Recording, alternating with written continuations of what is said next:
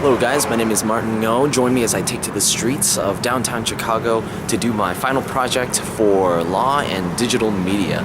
Today we're talking about internet pornography. Probably not the most comfortable topic to approach random people to talk about, but we're gonna see if we can try to get a few just casual answers and maybe honest opinions about the matter downtown Chicago.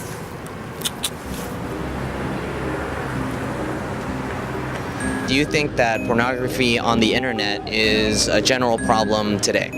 I think it's a problem, period. I never agree with pornography, not even for adults. I just think it's disgusting. Yes. Definitely for kids, I think that's a huge problem. I don't think they should post that on the internet. That should be something that's sold in stores for people that's 21 and older and stuff like that. I don't think it should be on the internet because it's too easy for kids to access. I definitely think it is. I understand that pornography is everyone's right to do what you want with your body and that it is a type of expression, a type of business. But putting it on the internet, I think, opens it up to being marketed to people who should not see it. It also opens up a lot of doors for ease of marketing types of pornography that actually are not legal. So I think that in that sense, the internet kind of opens it up in a way that is fudging the lines, I guess, a little bit. Not really, honestly. I don't think we should make strict moves to remove it, per se. I do think that there should be more outlets to help people understand. I do not, because everybody looks at it. Why would you not watch it? I mean, you can watch it, but don't watch it while you're at work or in public places. But you can watch it on your cell phone or your tablet. If it's covered, that's fine, as long as you're not sitting around, getting your rocks off while you're sitting outside with your computer. But other than that, I don't see why not. I mean, with the fact that people can be searching stuff on their cell phones anywhere and doing anything, that's always a hard concept, because I think about back before we had computers and things like that, like there wasn't the you had to go buy a magazine or had to deal with that. If you have that shame to deal with that, like in person, rather than sitting in the comfort of your own room and things like that. So I think it's getting worse, probably. Yeah, I think especially for children and youth coming up, they have access to anything and not just what might be in a magazine that somebody gives you or that you smuggle or go purchase yourself. Now you can access anything that you want to just right at your fingertips. Yeah. That's too much. If you a married couple or if you a couple period, you don't need to watch others have sex. That's something for you and your spouse or your significant other to explore together, not to watch other people and learn from that. I think it's disgusting. I think pornography in general, whether it's on the internet or otherwise, from a faith background that I have, is not good for people on an emotional and physical level, both. I've also had a lot of friends who've had a lot of issues with it, and it's super addictive and becomes an issue in like every aspect of their lives. So I definitely think it's a problem in general. I feel that it's everywhere, and I think especially with youth, they're on and they're Snapchatting naked photos and things like that, and they don't realize that 10 years down the road that photo can appear somewhere when they're trying to apply for a business position or something like that. I just think that the internet as a whole has changed our world. Yeah, I've had friends who have run into financial issues because of it, just spending tons of money on it online. I've seen them have issues with their relationships because of distorted expectations and things like that. Definitely. I think it sends a really negative image in a lot of cases of what is expected of a sexual relationship. And I think personally, coming from a small town background, a lot of times what we would learn about in terms of what society expects is through the internet. And so when you see these things popping up, people are like, is that normal? Is that what we're actually supposed to be? Is that how this works? And it's really not the most healthy image of how relationships or sexuality should work, in my opinion. I think in general, there's the financial issues for people who are trying to access it, but aside from that, it's creating a view of relationships and sexuality and the other gender, the same gender, that's just completely unhealthy and inaccurate in a lot of ways, which has roll-on effects into their own personal relationships, and issues like that. So I mean, we see people end up in therapy with the main issue being having been accessing pornography and addicted to pornography. In a negative sense, I can see it affecting someone if they watch it too much, and then now they can't concentrate all day unless they're looking at porn. In a positive way, well, if they go to say, strip joints or something, then they've experienced with what they've learned on a porn site. So it depends, show you what you like. It's probably readily available, just not well advertised. I would say not nearly as much as pornography itself. I only know of one thing, and that's XXX Church.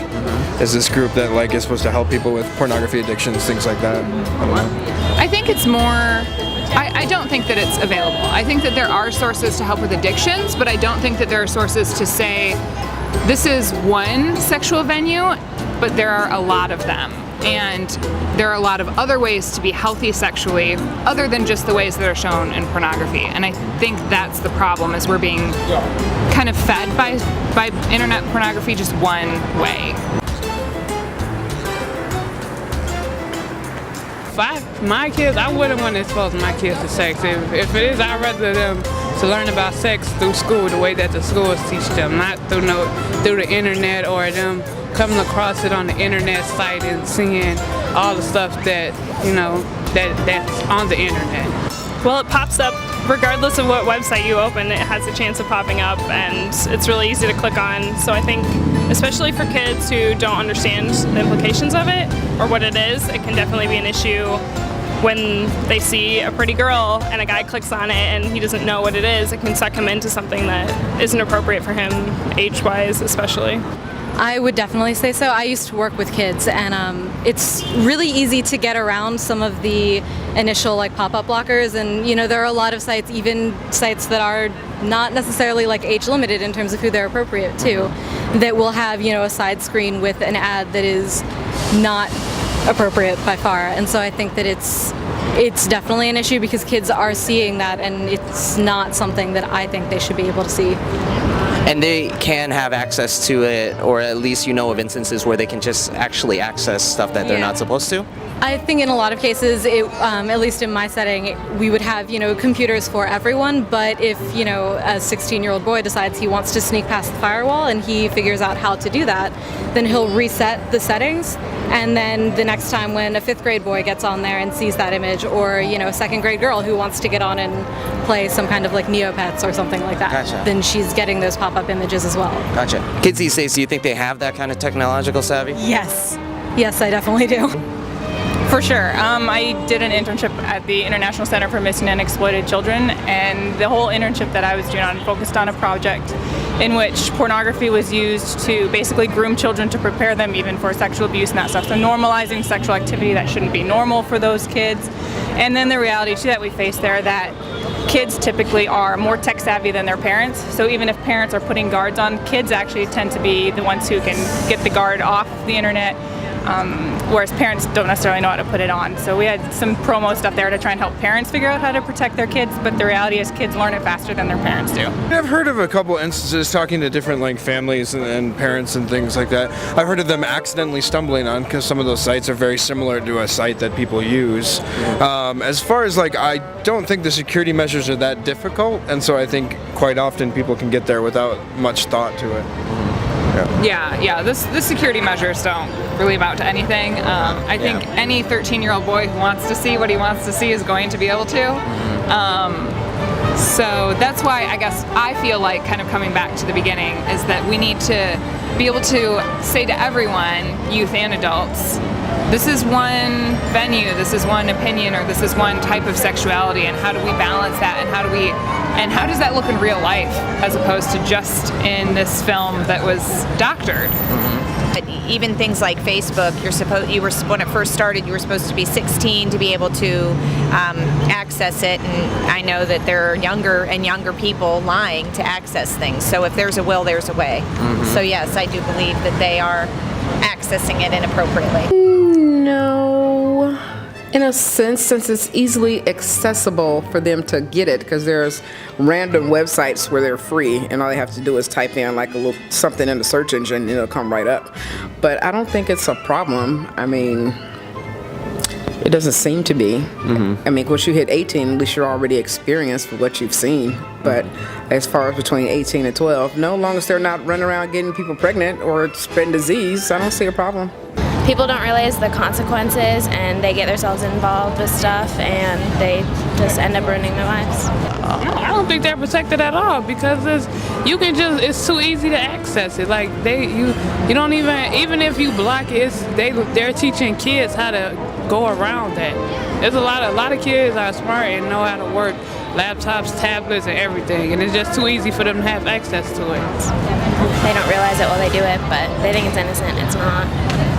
Are they pretty casual about it? Oh yeah, definitely all the time. They think they can get away with it, and then blows up in their face. I'm not super tech savvy. I don't know exactly what's out there for blocking and things like that. I just know that if I'm out on the internet, it doesn't matter what I click on, there's a chance that something could pop up.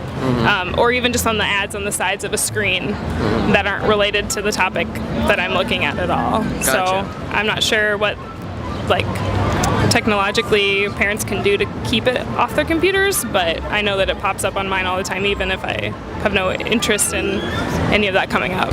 Is this stuff used at school nowadays, in your opinion? I don't know. Yeah, a lot of people actually have gotten caught within the last year at my school, and it's blown up pretty big.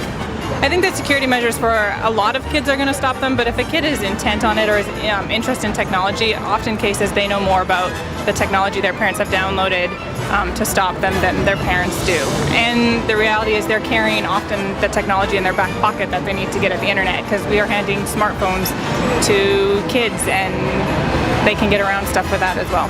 For the female sending a naked picture, it is a second-degree felony, and for the male carrying the picture, it's a fourth-degree felony. Okay, I didn't know that. I did not know that. That's pretty cool. At her school, there was a big blow up about it, so they all got pretty educated on it. Yeah. Okay. Now I'm okay. Unfortunately. Really, that's crazy, because I'm turning 32 this summer. I'm pretty dang old. I mean, that technology wasn't available, when I was in grade school. But that's pretty crazy, or that's pretty substantial at least. Yeah. And like she said, the girls, they're not realizing it. Sending a naked photo or a promiscuous photo is a second-degree felony. They have no idea what they're doing or what the so they don't even are. know that consequence particularly. Why? Do you think they did when they sent them? No. I think those relationship things come up from a very young age, because we have had some vague sex conversations, but those build over time. It's kind of a snowball effect, if you will. So I think it's each parent needs to be aware that is an issue that they have to deal with. So, for example, our son doesn't spend much time on the internet. That's just not a venue that we've encouraged him up until this point. But if he was really interested in that and he did, we would probably discuss it more, that those websites are out there and you need to be more aware of them. But because he doesn't spend much time on the internet at all, and it's always supervised, we always do it together, at this point, it hasn't been an issue for us yet. I don't think I can give a strict age, because I've known, as a parent myself, I mean, we're parents of a 7-year-old, and like looking around at other 7-year-olds, he's more mature than some and less mature than others. So it's a hard balance. I think every parent has to kind of feel that out for themselves. I mean, I think it depends on the environment that the kid is in. I've seen some kids who get to high school without ever having run into anything at all sexual, but I've also seen kids come in third grade asking questions about, I saw mommy doing this, what is that? Okay. And those are the times when I think that's a conversation that should be had with mom, not with a summer camp counselor or whoever it may be. Gotcha. So I would say that it really is dependent on the kid's environment, but as soon as that kid is interacting with those kinds of environmental variables, that's when it should be addressed, so that it's not something that sits there and they're unsure about it. It's something that you can bring up right away when they see it. You can say, this thing you just saw, let's talk about it. I would think maybe when and if the child comes to you with questions, I guess maybe if not, when they're hitting their teens, because I would generally think that's when kids are starting to explore into those things. If need be, I would feel comfortable talking to my son at 10 if need be, just to give him a heads up, maybe not, as I said, explain details, but get into the topic at least.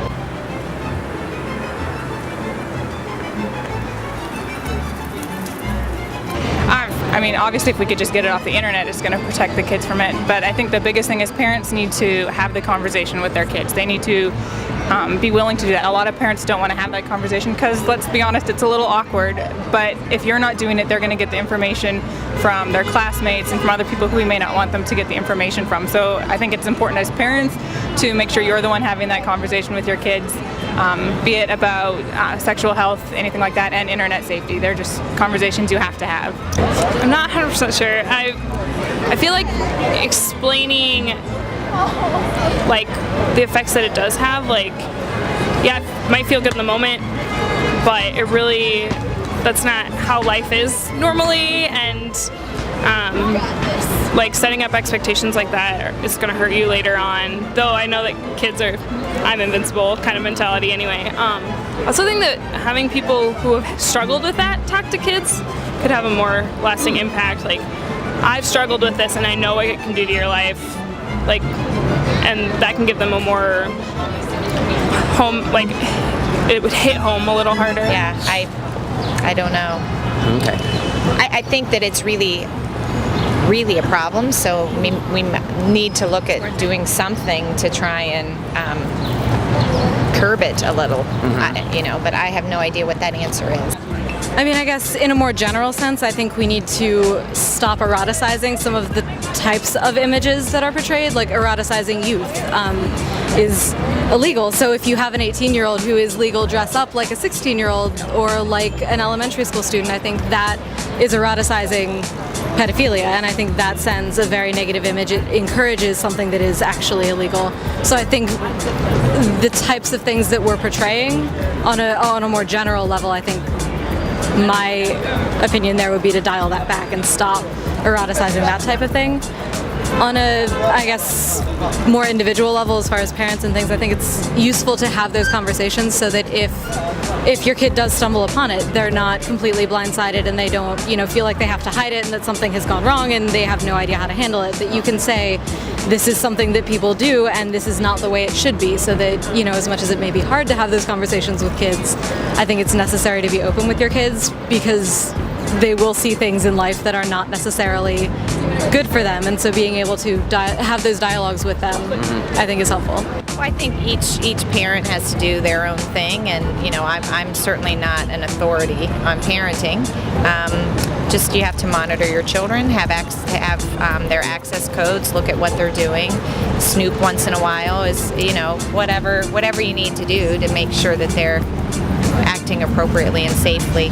I mean, maybe they should have like a parental lock like they have with movies if they have a concern with people under 18. Maybe they should move it up to 21 if it's really a big concern. But anybody over 21, of course you can watch it. Why not? Do what you want to do. I think that would be super helpful, especially for like people who legally shouldn't be looking at it. I would appreciate it not coming up all the time because I'm not interested in that being there. I don't know what the legalities of something like that are, but if there's an opt-in for people who do want it, then that seems like a fair compromise to me. I think it would get a lot of backlash, but I think if it was established, it would work. I mean, my general response is whenever something like that comes up in America, the general American response is they're taking away my freedoms. But I believe that, I think it would be a good measure, just because it's the same thing with like alcohol. Those people who are underage, who really want it, will find ways, and there's almost no way to completely stop that. But something like that would keep a lot of people, or maybe a lot of kids whose parents aren't as active in talking to their kids, from stumbling upon things like that and then not knowing how to handle it. It could work in the United States, but the way this country is made up, I highly doubt it, because people are going to figure out a way, to get into something. They always figure out back doors with viruses and everything, and they're going to figure out a way to get around it. It would definitely help, because, look outside. It's crazy out here. But it would definitely help, but I doubt it's going to happen in this country. The realism of a law being put into place is questionable, but I think that it would be healthy, and it would require a certain amount of ownership to say, like, no, I want to look at porn, and I am going to tell the government that that's a choice that I'm making, and putting it out there that boldly, I think if you have to say it out loud or put it in writing, it makes you think twice about it. And so maybe that would, even for a lot of adults, kind of make you think twice, at least. Okay, and we're back. Looks like it went successfully, not without quite a bit of rejection before I got some actual answers. But yeah, 9 people were participated in the survey and signed the waiver for me. 8 out of 9 were women. I'm not a statistician. I got an A in AP Stats in high school, but damned if I could tell you what results actually are significant. But it gives you a sense, at least, of the kind of, answers that you might get, and that women are probably pretty open, more open to talk about it than I would have guessed. I would have guessed it would have been a bunch of, like young guys who are kind of like, I don't know. Well, thank you for joining me on this journey to open up the conversation a little bit more and help people get educated on the matter of internet pornography in society. Thanks.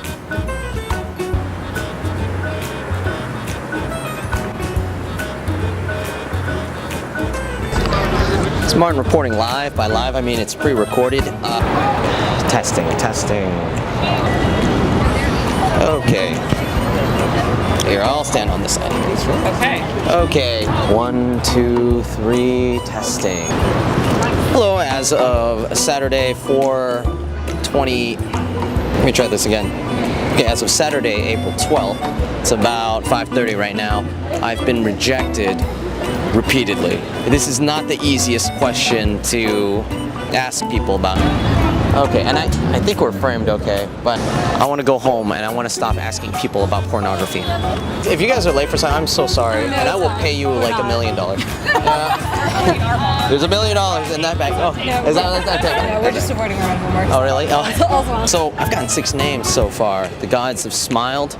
Yes, I am a polytheist. I think that's what the name is when you believe in multiple gods. They're mostly women so far. They're young, and they're very open about this topic. What else? That's awesome. God, you nailed that. You just nailed that, didn't you? You're just kind of like, oh, that's way too easy. I know, right? Thank you so much, you guys. That was amazing. Awesome answers. So much. And for your time.